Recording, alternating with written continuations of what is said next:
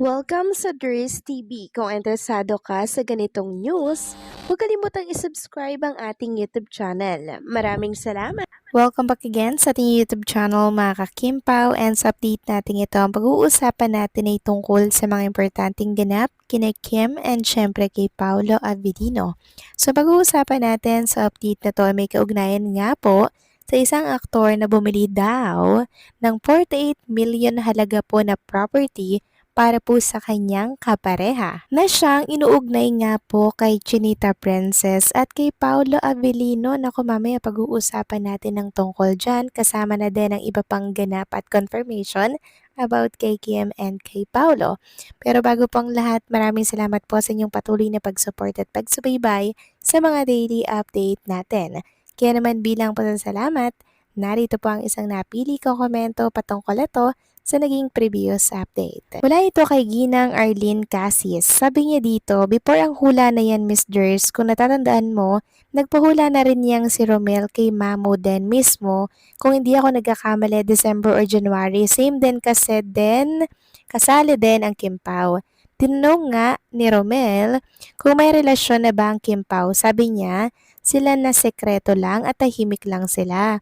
Ngayon, sa hula niya, iba na trabaho lang daw ang relasyon nila. Paano masabi niya, Miss Ders, na trabaho lang? Susunod ba yan si Kim kay Paolo sa Paris? Magbakasyon ba yan silang dalawa kung trabaho lang? Mag-aman puro ba yan sila kung trabaho lang? At sasama ba yan si Kim sa Taiwan kung walang relasyon at yung New York nila pagkatapos ng world tour? Hindi naman siguro, Miss Ders, at kung may ibang babae si Paolo, hindi yan sasama si Kim dahil alam niya na may ibang babae na napupusuan si Paolo.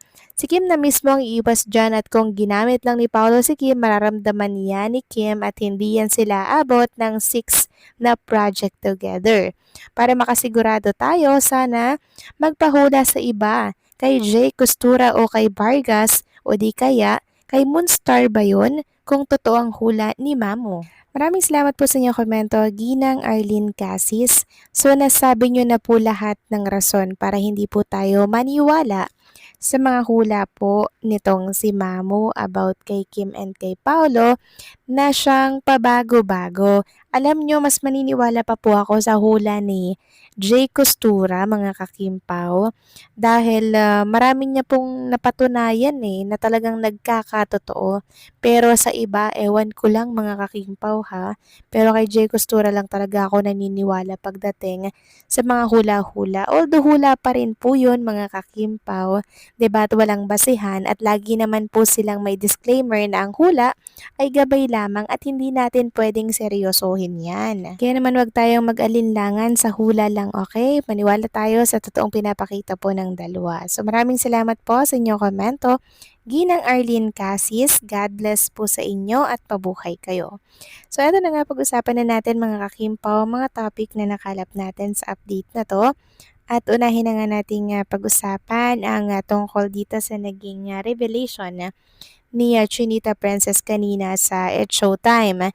So hands down daw po sa team nila para sa i-perfect marriage na kahit bumabagyo, bumabaha o muulan, tuloy daw po ang shooting nila at nairaos daw po nila yon kahapon mga kakimpaw.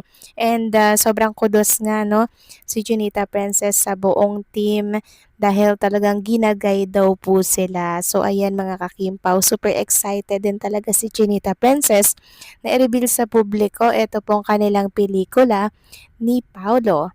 Samantalang viral pa din ngayon at pinag-uusapan sa mundo ng social media itong panibagong statement naman ni Chinita Princess para po yan sa kanyang dalawang ex na umaasang babalikan pa sila ni Chinita Princess, lalo na po yung mga supporters dati ng Emerald and nitong si Yan Lee mga kakimpaw. So binasag na po ni Kim ang kanyang katahimikan na never na daw siyang babalik sa kanyang mga naging ex. Sabi nga ulit, hindi kita pinagsisisihan pero hindi na kita babalikan. Dahil may mga alaalang dapat maging alaala na lang. Actually, hindi na nga dapat alalahanin mga kakimpaw, di ba? Yung mga alaalang hindi po naging maganda para po sa ating buhay. Hindi na po dapat yan inaalaala pa. Bagkos dapat yan ay binabaon na lamang po sa limot. And bago po ang statement na yan ni Chinita Princess, meron pong pambubuking 'di ba kanina si Vice Ganda na Aveli Chu. So Avelino dapat yung sasabihin niya, pero nadula si Vice Ganda eh. Kaya sabi niya bigla Chu. So dapat Abelino pala. So meaning daw ba nito ang gamit daw po na apelyido ni Chinita Princess ay Abelino daw ba mga kakimpaw? Kasi lagi po nakakasama ni Vice si Chinita Princess maging ng iba pang mga co-host, kaya alam po nila kung ano ang ginagamit na apelyido ni Chinita Princess. Samantalang Kim Pao, bida naman po sa pa-blind item na naman ng isang page na kung saan inuugnay nga po sa Kim Pao. Ito po nga di umano ay 48 million na nabili po ng aktor para po sa kanyang partner or kapareha. Narito po ang mismong pa-blind item. Sabi dito, usap-usapan ngayon ang umano'y pagbili ng isang sikat na aktor ng bagong bahay para sa kanyang nobya na aktres. Ayon sa kumakalat na impormasyon, nasa Taguig ang naturang bahay at nagkakahalaga umano ng 48 million. At eto nga po yung manghula nila sa comment section mga kakimpaw. Kimpaw daw po yan. So si Paulo daw mga kakimpaw di umano ang bumili ng bahay na nagkakahalaga ng 48 million para po kay Chinita Princess. Pero again, hula lang yan mga kakimpaw at wala pa pong kompirmasyon kung silang dalawa ba talagang tinutukoy dito sa pa-blind item. Kasi wala naman pong tinukoy dito na pangalan, blind item nga po mga kakimpaw eh. Pero 'di ba nung nakaraan meron pong napapabalita na mga issue-issue na meron nga daw pong bahay sa Taguig, pinapa-renovate daw, 'di ba? Mula yan sa exclusive po na subdivision. Grabe yung 48 million mga kakimpaw, no? Parang malamansyon na siguro yun. Ang laki nun, grabe, 48 million. Sobrang ganda nun mga kakimpaw. And hopefully nga sila po ang tinutukoy dito sa pa-blind item dahil hindi lang tayo yung masaya maging ang mga Kimpo fans kung sakaling sila man nga ang tinutukoy dito. Sabi nga dito, usap-usapan ngayon ang umano'y pagbili ng isang sikat na aktor ng bagong bahay para sa kanyang nobya na aktres. Ayon sa kumalat na impormasyon, nasa Taguig ang naturang bahay at nagkakaalaga ng 48 million. So, kayang-kaya naman talaga ni Kim and Paula Avellino yan eh. Yung 48 million, lalo na kung si Paula Avellino lang po ang bibili, kayang-kaya mga kakimpaw. Pero ang katanungan is, sila nga kaya ito mga kakimpaw?